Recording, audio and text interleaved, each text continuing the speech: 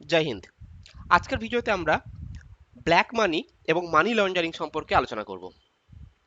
So প্রথমেই দেখে নিই আমরা মানি লন্ডারিং কথাটা কিভাবে এসেছে। সো বেসিক্যালি মানি লন্ডারিং কথাটা অ্যাকচুয়ালি লন্ড্রি থেকে এসেছে। তো লন্ড্রিতে অ্যাকচুয়ালি কি হয়, লন্ড্রিতে সাধারণত ময়লা জামা কাপড়কে পরিষ্কার করা হয়, রাইট? তো ঠিক সেরকমই কালো টাকাকে যখন আমরা সাদা টাকায় কনভার্ট করি তখন সেটাকে বলা হয় মানি লন্ডারিং। এবার কোয়েশ্চেন হচ্ছে যে টাকাকে কালো টাকাকে সাদা টাকায় কিভাবে কনভার্ট করা হয়। সেটার জন্য কি আমরা বিভিন্ন রকম ডিটারজেন্ট পাউডার, যেমন তোমার ধরো সার্ফ এক্সেল, সানলাইট বা ইজি ইউজ করব?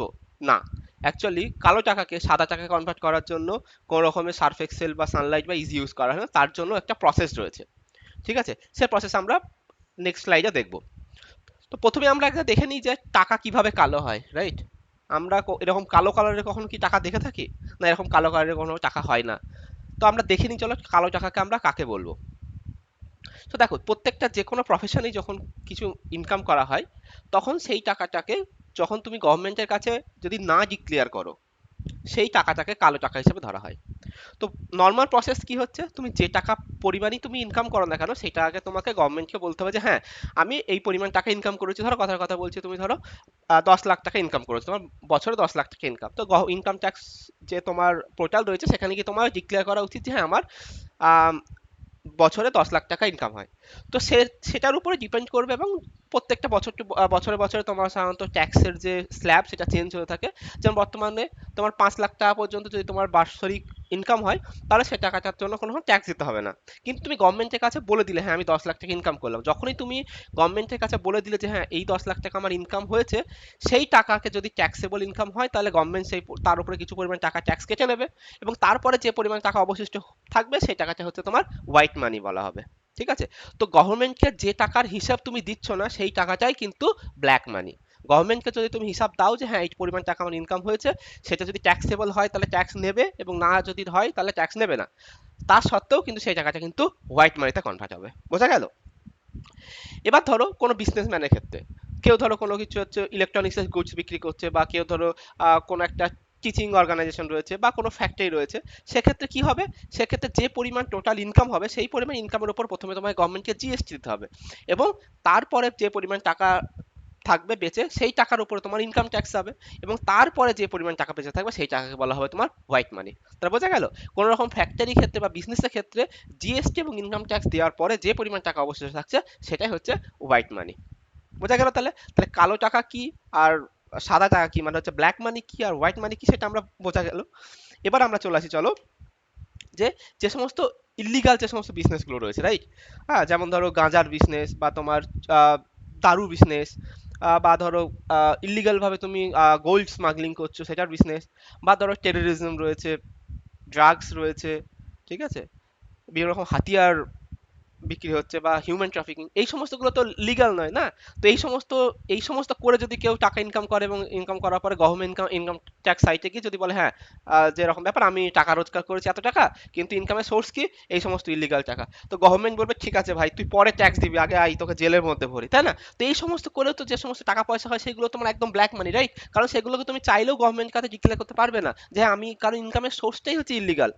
তো কোয়েশ্চেন হচ্ছে, এই যে হিউজ পরিমাণ ব্ল্যাক মানি তুমি রোজগার করলে, এই সমস্ত হিউজ পরিমাণ ব্ল্যাক মানিকে তুমি নর্মালি অবস্থায় তুমি ইউজ করতে পারবে। হ্যাঁ, খুব কম জিনিসপত্র হয়তো, গ্রোসারি জিনিসপত্র বা ঘরের যে সমস্ত গৃহস্থের জিনিসপত্র, সেইগুলো ছোটখাটো জিনিস তুমি কিনতে পারবে, ঠিক আছে, ব্ল্যাক মানি দিয়ে। কিন্তু বড় জিনিস যখনই তুমি কিনতে যাবে, হুম, যেমন ধরো তুমি একটা চাইলে যে একটা কোনো একটা ফ্ল্যাট কিনতে যাবো, বা তুমি একটা কোনো দামি গাড়ি কিনতে যাবে, তো যখনই তুমি এই সমস্তগুলো কিনতে যাবে তখনই তোমার প্যান নাম্বার চাইবে, আর প্যান নাম্বার যখনই তুমি এন্ট্রি করবে তখনই তোমাকে ইনকামের সোর্স জানতে চাইবে। তো তোমার তোমার ইনকামের সোর্স যখনই তুমি ইলিগাল এই সমস্ত জিনিসপত্র দেখাবে তখনই তো গভর্নমেন্ট তোমাকে ধরে নেবে যে হ্যাঁ ভাই, তুমি ইলিগাল ওয়ে টাকা কামিয়েছো। সুতরাং তুমি পারবে না, তুমি চাইলেও ব্ল্যাক মানি দিয়ে এই সমস্ত বড় বড় ট্রানজাকশন তুমি কখনোই করতে পারবে না, বা তুমি ব্যাংকেও টাকা রাখতে যেতে পারবে না।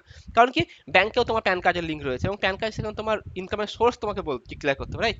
তো এই হচ্ছে যাদের ব্ল্যাক মানি যারা হোল্ড করে তাদের ক্ষেত্রে কিন্তু এটা একটা প্রবলেম, যে ব্ল্যাক মানি তো আয় তো করে নিচ্ছে কিন্তু কিভাবে খরচ করবে সেটা কিন্তু প্রবলেমেটিক হয়ে যায়।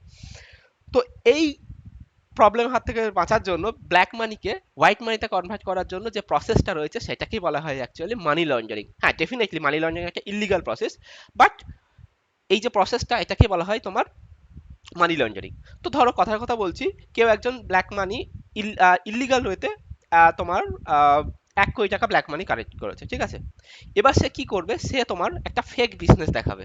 ধরো কথার কথা বলছি, কোনো একটা পার্সন এক্স, সে 1 কোটি টাকা রোজগার করেছে ব্ল্যাক মানি ইলিগাল ওয়েতে, ঠিক আছে। তো সে কি করবে, তার তোমার যে কোনো ফ্যামিলি মেম্বার হয়, বউয়ের নামে বা ছেলের নামে, যার কোনো একটা তোমার বিভিন্ন রকমের একটা ফেক বিজনেস দেখাবে। যেমন ধরো একটা কথার কথা বলছি, একটা ছোট একটা তোমার স্পা বা সেলুন খুলে নিল, ঠিক আছে। তার স্পা সেলুনে কি হয়, ডেলি প্রচুর পরিমাণে ট্রানজেকশন হয়। এই যে ট্রানজেকশনগুলোর মধ্যে সমস্ত অনলাইন ট্রানজেকশন হয় না, অফলাইনে ট্রানজেকশন হতে পারে।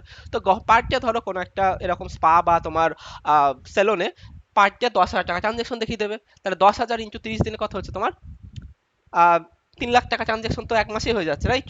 তো এরকম করে তোমার ট্রানজেকশনকে আস্তে আস্তে আস্তে আস্তে প্রত্যেক মানে তোমার ধরো 1 বছরের মধ্যে তার কত হয়ে যাচ্ছে, 3 × 36, 36 লাখ টাকা এমনিতেই তোমার হয়ে যাচ্ছে। তো এরকম ভাবে তোমার ট্রানজেকশন দেখিয়ে, তোমার ফেক ট্রানজেকশন দেখিয়ে ব্ল্যাক মানিকে তোমার হোয়াইট মানিতে কনভার্ট করে। কারণ কি, গভর্নমেন্টকে দেখাবে যে হ্যাঁ আমার এই স্পা আছে এবং স্পা থেকে আমার রোজগার হচ্ছে, কিন্তু অ্যাকচুয়ালি কিন্তু ডেলি কিন্তু 10,000 টাকা ট্রানজেকশন হচ্ছে না। মেবি দেখা গেল ওর মধ্যে প্রচুর অফলাইন যেগুলো ফেক ট্রানজেকশন রয়েছে, ঠিক আছে। গভর্নমেন্ট তো তোমার এসে পাশে এসে সবসময় স্পাতে বসে থাকবে, হ্যাঁ দেখি চলো কতগুলো কাস্টমার ডেলি আসছে, তোমার সত্যিই 10,000 টাকা করে পার ডে ইনকাম হচ্ছে কিনা, তাই না? এরকম তো কখনো বসে থাকা সম্ভব না। তো সেক্ষেত্রে ফেক ট্রানজেকশন দেখিয়ে দেবে এবং সেভাবে তোমার ব্ল্যাক মানিকে হোয়াইট মানিতে কনভার্ট করে। এটা একটা প্রসেস। আরেকটা প্রসেস কি হতে পারে, গিফটিং। ধরো কথার কথা বলছি, দুজন ব্যক্তি রয়েছে, একটা হচ্ছে তোমার পচাদা, একটা হচ্ছে তোমার গলাদা।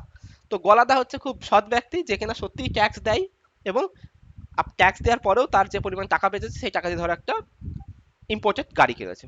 অন্যদিকে হচ্ছে পচাতা, যে হচ্ছে তোমার ইলিগাল ওয়েতে ব্ল্যাক মানি কামিয়েছে, ঠিক আছে। এবার কি করবে, এই পচাতা কিন্তু এই গলাদাকে ধরো খুঁজে পেয়েছে এবং গলাদাকে বলবে এরকম ব্যাপার, তুমি তো সৎ ব্যক্তি, তুমি ট্যাক্স দাও, তো একটা কাজ করো, তুমি যে তোমার এই ইম্পোর্টেড কারটা, ধরো কথার কথা বলছি, ইম্পোর্টেড কারটা 2 কোটি টাকা দাম, তো 2 কোটি টাকা গাড়িটা তুমি একটা কাজ করো, তুমি আমাকে গিফট করো, ঠিক আছে। হ্যাঁ অবভিয়াসলি পচাদা কিন্তু গলাদাকে টাকা দেবে, ওই যে গাড়ির যে দাম 2 কোটি টাকা, সেই টাকা তো দেবেই, হয়তো উপরে হয়তো বেশিও টাকা দিতে পারে গলাদাকে। এরকম ব্যাপার, তো আমি তোমায় টাকাটা দিচ্ছি, তুমি আমাকে গাড়িটা গিফট করে দাও, ঠিক আছে। তো গলাদা কি করে পচাদাকে এই গাড়িটাকে দেখাবে যে আমি তোমায় গিফট করলাম। এইবার এই পচাদা কি করবে, এই যে 2 কোটি টাকার যে গাড়িটা নিয়েছে, এই গাড়িটা বিক্রি করে দেবে।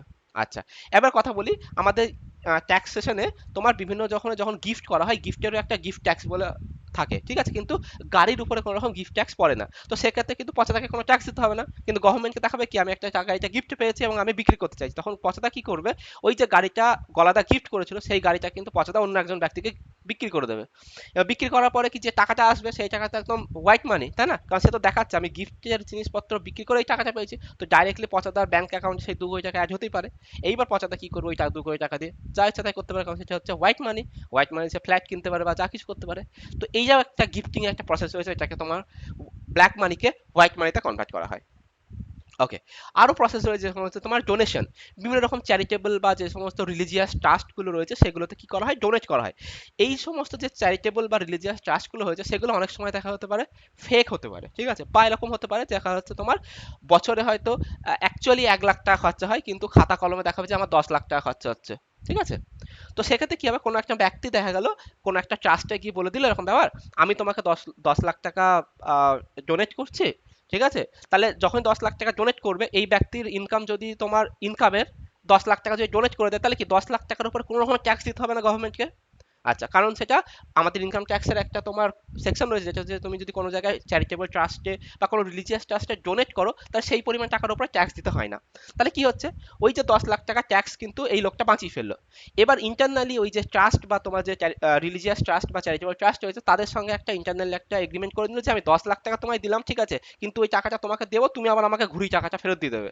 তার পরিবর্তে তোমাকে 1 লাখ টাকা দিয়ে দেবো, ঠিক আছে। তাহলে কি হচ্ছে, 9 লাখ টাকা যে ব্যক্তিটা পুনরায় পেয়ে গেল, আর 1 লাখ টাকা হয়ে দেখা গেল হচ্ছে যে ট্রাস্টটাকে দিয়ে দেবো, তাহলে ট্রাস্টি যে ছিল তারও লাভ হয়ে গেল, আর এই যে ব্যক্তিকে 10 লাখ টাকার উপর ট্যাক্স দিতে হলো না, অনেকটা ট্যাক্স বেঁচে গেল। তো এটাও একটা হচ্ছে প্রসেস। ওকে, তো আমরা এই যে দেখলাম যে এই যে ব্ল্যাক মানি যেগুলো ছিল, এই ব্ল্যাক মানিগুলোকে সাধারণত হোয়াইট মানিতে কনভার্ট করার যে প্রসেস, সেটাই হচ্ছে অ্যাকচুয়ালি মানি লন্ডারিং। এবং মানি লন্ডারিং ক্ষেত্রে অনেক রকম প্রসেস দেখে নিলাম, যে বিভিন্ন রকম ফেক প্রফেশন থেকে ইনকাম দেখিয়েও আমরা মানি লন্ডারিং করতে পারছি, বা কোনো ফেক এগ্রিকালচার ইনকাম, আমাদের জানি যে কোনো রকম এগ্রিকালচারের উপর কোনো রকম ইনকাম ট্যাক্স হয় না। তো হতেই পারে যে কোনো রকম ব্ল্যাক মানি কামিয়েছে, কিন্তু সে দেখাবে আমি চাষবাস করে কামিয়েছি, তো সেই টাকার উপর আরামসে তোমার ট্যাক্স বাঁচিয়ে ফেলতে পারবে। বা কোনো জায়গায় টেম্পেলে ডোনেট করতে পারে, ডোনেশনের উপর কোনো ট্যাক্স লাগে না। এরকম অনেক কিছু হতে পারে, গোল্ড কেনার সময় হতে পারে, কোনো জায়গায় ইনভেস্টমেন্ট হতে পারে, বা কোনো পলিটিক্যাল পার্টিতে তোমার ডোনেট করতে পারে। এই যে প্রসেসগুলো রয়েছে, এই প্রসেসগুলোর মাধ্যমে তোমার বিভিন্ন রকম যারা প্রচুর পরিমাণে ব্ল্যাক মানি হোল্ড করে, সেই সমস্ত ব্ল্যাক মানিকে সাধারণত হোয়াইট মানি কনভার্ট করে নেয়। তো এই যে প্রসেসটা, এটাই হচ্ছে মানি লন্ডারিং। আশা করি বোঝা গিয়েছে। আজকে এই পর্যন্ত। Thank you.